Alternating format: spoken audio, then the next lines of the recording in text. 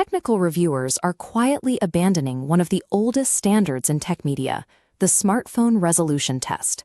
The traditional charts are useless now.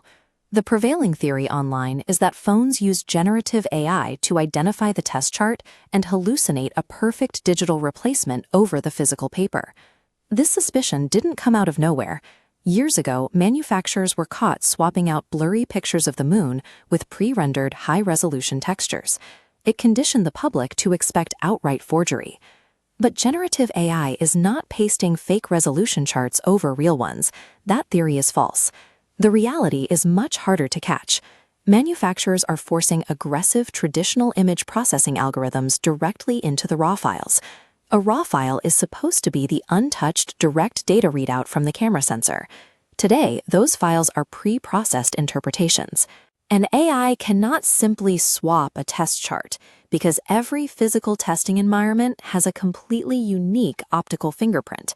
A test captures microscopic paper dust, slight geometrical distortion from the glass, and color fringing called chromatic aberration.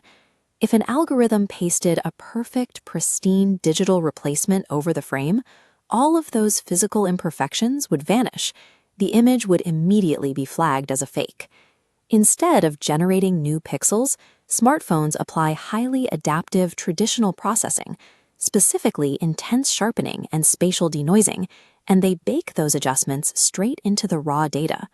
Spatial denoising is an algorithm that compares adjacent pixels to smooth out random variations, reducing noise but also destroying fine detail. This processing completely invalidates the format.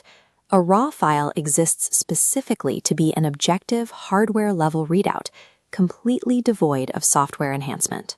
By quietly manipulating this baseline, manufacturers have turned what used to be a strict hardware evaluation into a software guessing game. Smartphone AI doesn't generate new pixels out of thin air. It operates as a categorization engine. The software identifies specific regions in a photo and routes them to targeted filters. It applies skin smoothing to a face or heavy sharpening to a leaf. This routing system relies entirely on the depth of the manufacturer's training database to know exactly how to treat a specific shape.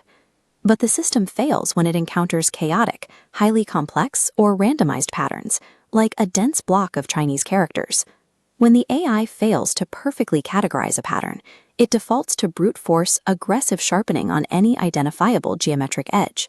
The AI behaves like a rigid gatekeeper, heavily exaggerating existing edges whenever categorization logic fails.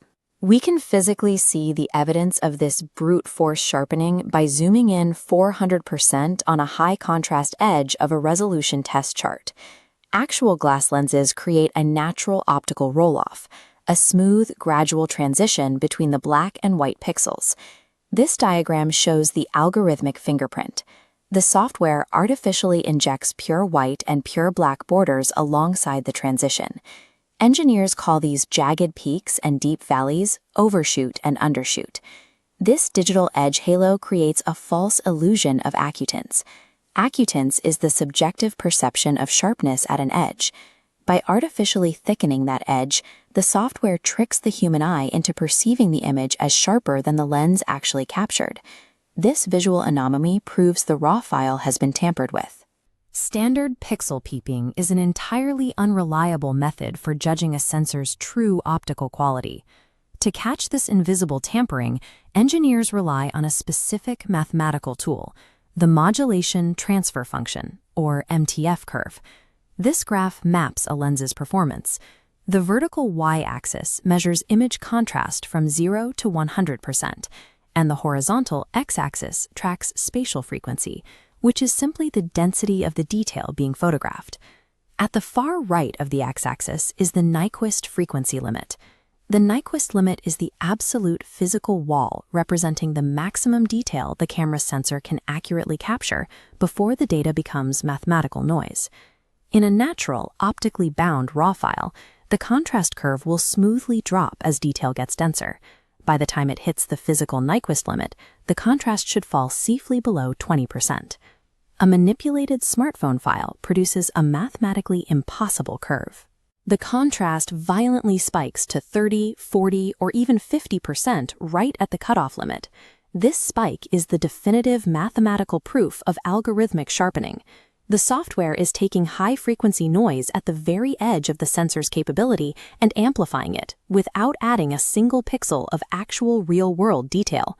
The MTF graph exposes the cheat. Manufacturers are artificially inflating peak resolution scores through aggressive math rather than improving the physical optics. Because raw files are computationally generated, hardware performance is ephemeral. A camera's physical capabilities can radically change overnight through a simple over-the-air software update. Take the iPhone 15 Pro Max. Independent testing analyzed the exact same physical device in May and then ran the benchmarks again in January. May's benchmark hit 3,700 lines, but the MTF curve showed algorithmic cheating, a massive 30% contrast spike at the Nyquist limit. Following a January update, the exact same lens measured just 2,800 peak lines, with contrast settling at a natural 10%.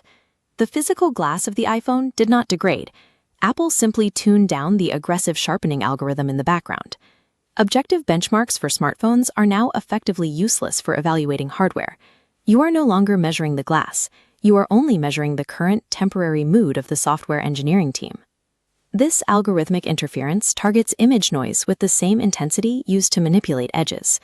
Spatial denoising algorithms baked into smartphone RAWs actively obliterate microcontrast, the subtle variation in tonal values between adjacent pixels that gives an image depth. The algorithm crushes it to make the file look perfectly clean. To understand this data loss, look at the output of a smartphone RAW directly against a professional mirrorless camera, like a Sony Alpha. An ideal professional camera RAW retains natural grain, visible imperfections, and the crucial micro-contrast that photographers rely on to push and pull light in post-processing.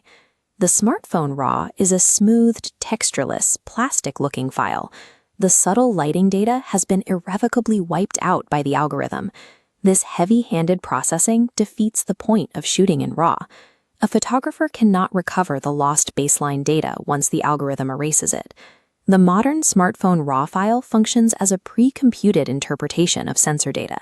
Analyzing actual hardware performance requires looking past the pixels and into the frequency domain.